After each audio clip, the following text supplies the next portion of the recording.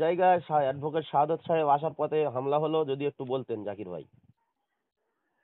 আমরা তো কুলপি বিধানসভা, শুধু খালি এই না, সারা ভারতবর্ষে কেন্দ্রীয় সরকার যে কালাকানুন বিল, ওয়াকফ বিল পাশ করিয়েছে, এর বিরোধিতা করতে গিয়ে প্রত্যেকটা বিধানসভা ভিত্তি পীর সাহেবরা, পীরজাদারা, বিভিন্ন ধর্মের মানুষরা এই ওয়াকফ বিলে কেন্দ্রীয় সরকারের ধিক্কার নিন্দা জানাচ্ছে, যে অপদার্থ সরকারেরা আমরা কোনোদিন ভারতবর্ষে দেখিনি।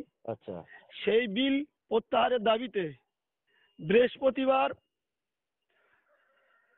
আচ্ছা, মানে বলো। বৃহস্পতিবার দিন আয়োজন করেছে, শুক্রবার দিন সভাটা হবে। ইতিমধ্যে উনি আমাদেরকে জানায় যে এই সভা আসার জন্যে।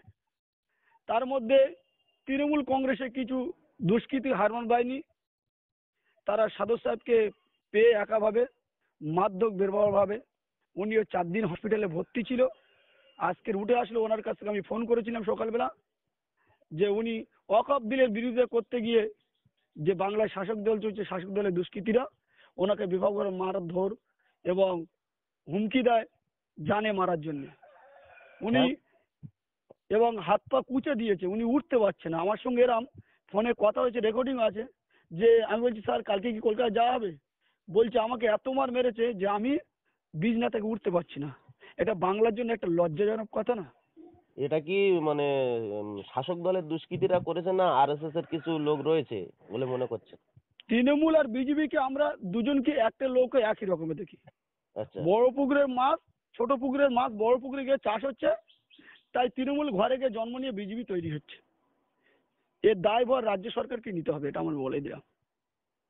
আচ্ছা। আর ব্রিগেড সমাবেশে জাকির ভাই, ব্রিগেডে যে মুসলিম পার্সোনাল ল বোর্ডের তরফ থেকে যে প্রতিবাদ সভা ডাকা হয়েছে, আমি যতদূর পর্যন্ত খবর পেয়েছি যে আব্বাস সিদ্দিকী ভাইজান ও নওশাদ সিদ্দিকী ভাইজানকে আমন্ত্রণ জানানো হয়নি।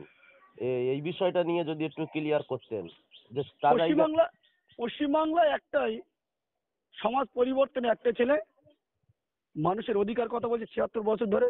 কি হিন্দু, কি মুসলমান, কি দলিত, কি আদিবাসী, যার বিপদ হচ্ছে বিপদের পাশে দাঁড়িয়ে আশ্বাস দিচ্ছে এবং তার পাশে উদ্ধারে দাবি জানাচ্ছে। এবং রাজ্যসভায় আমরা বাইরে বলছি তার দলের পক্ষ থেকে, আর তিনি রাজ্যসভায় মমতা ব্যানার্জির সামনে বলছে যেগুলো বেআইনি কাজ হচ্ছে। সেই নওশাদ সিদ্দিকীকে ডাকে না মানে, আব্বাস সিদ্দিকী ডাকে না মানে, বুঝতে পারছেন এটা একটা যেন মুসলমানদের মধ্যে যেন মুসলমানদের একটা বিভাজন তৈরি করার চেষ্টা করছে সরকার বা যারা দায়িত্বশীল ব্যক্তিরা আছে। আজকে ডাকবে না কেন? কে কোন সংগঠন, কে কোন জামাত দেখবো না, সব এক বাক্যে আমরা ওয়াকফ আদায়ের জন্য। তার মধ্যে সব থেকে আব্বাস সিদ্দিকী পশ্চিমবাংলার একটা চর্চিত নাম, হুম। আব্বাস সিদ্দিকী সাহেব। অবশ্যই আব্বাস সিদ্দিকীকে ডাকার দরকার ছিল এই মঞ্চে, আমি মনে করি। তাহলে কি আমরা ধরে নেব সেই ব্রিগেড সমাবেশের কথা? এর আগে যে ব্রিগেড সমাবেশটা হয়েছিল সংযুক্ত মোর্চার তরফ থেকে, আব্বাস সিদ্দিকী এলো আর সকলে মানে চিৎকার করছিল, এর ভয়ে নাকি? আপনারা এটা তো দেখেছেন যে অধীর বাবু অনেক বসে এনেকে, আমরা ওনাকে সম্মান করি। আহ, সকলে এটা ভেবেছে যে যদি সব বক্তব্য দেবে যে আসাউদ্দিন বা আব্বাস সিদ্দিকী বা নওশাদ সিদ্দিকী, এই তিনজনের মধ্যে একজন কেউ যদি আসে, ওই যদি ওখানটা 10 লক্ষ মানুষ থাকে বা 20 লক্ষ মানুষ থাকে, জি, একজনে কেউ আর ওই বক্তার দিকে তাকাবে না। আব্বাস বা নওশাদ বা আসাউদ্দিন তিনজনে কেউ একজন আসলে সবাই তার দিকে তাকিয়ে দেখবে। তাই এদেরকে ইনভাইট করছে না, ঠিক ঠিক যে ঠিক। আমাদের নামটা বদনাম হয়ে যাবে, এদের নামটা ফুলে উঠবে। আব্বাস নওশাদ বাংলা বীর যোদ্ধা, বাঘের গর্জন একবার করবে, সারা জঙ্গলে সমস্ত জানোয়াররা স্তব্ধ হয়ে যাবে। তাই আব্বাস নওশাদকে বিকেটে নিয়ে জানো একান্ত আমি মনে করি। যে জি সমস্ত ভাই। সংগঠন দেখেছে যেন ভাইজানের সঙ্গে বসে তারা এটা একটা চিন্তা ভাবনা করে, এখন তো সময় আছে। জি জি জি। এটা ঠিক। আমি আমার ব্যক্তিগত না, আমি এই সংগঠন থেকে তরফ থেকে, এবং আমি একটা মসজিদের সেক্রেটারি সাহেব, একটা মাদ্রাসা কমিটি, আমরা এটা দায়িত্ব মনে করে আব্বাস সিদ্দিকী হাতে আমরা তুলে দিতে চাইছি এটা। জাকির ভাই, আপনার পরিচয়টা একটু দেন।